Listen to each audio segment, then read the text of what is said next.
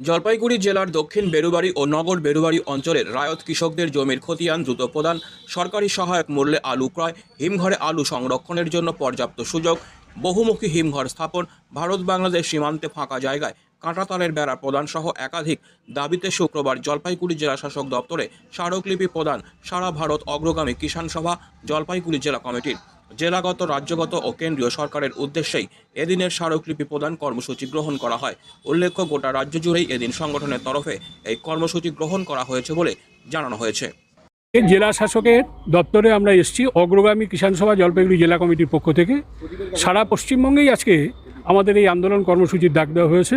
জলপাইগুড়ি জেলার ক্ষেত্রে আমাদের নির্দিষ্ট দাবি, জলপাইগুড়ি জেলারই অংশ বেরুবাড়ি অঞ্চল, সেখানে স্বাধীনতার এত বছর পরেও জমির খতিয়ান কৃষকরা পায়নি।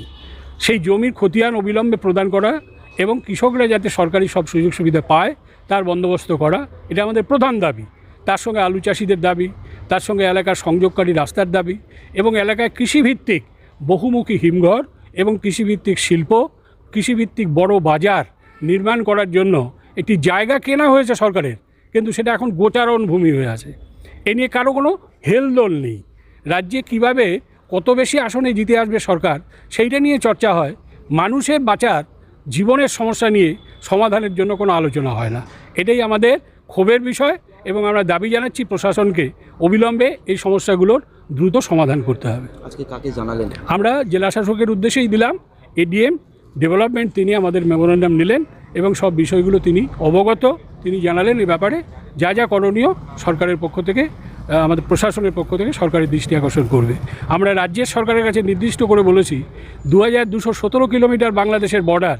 এখন বাংলাদেশে প্রতিনিয়ত যে ঘটনা ঘটছে তার ভিত্তিতে আমাদের 19 কিলোমিটার বর্ডার এখনও ফেন্সিং হয়নি। অবিলম্বে 0 পয়েন্টের কাছাকাছি সেখানে বেড়া নির্মাণ করতে হবে এবং দ্রুত এই সীমান্তের নাগরিকদের চাষাবাদের যে সমস্যা হচ্ছে তার সমাধান করতে হবে। আমরা কেন্দ্রের সরকারের কাছে দাবি জানিয়েছি স্বতন্ত্র কৃষি বাজেট করতে হবে। কৃষক হচ্ছে আমাদের দেশের প্রায় 10 আনা মানুষ, সেই 60% মানুষের স্বার্থে কৃষক বাজেট কেন্দ্রের সরকারের নেই।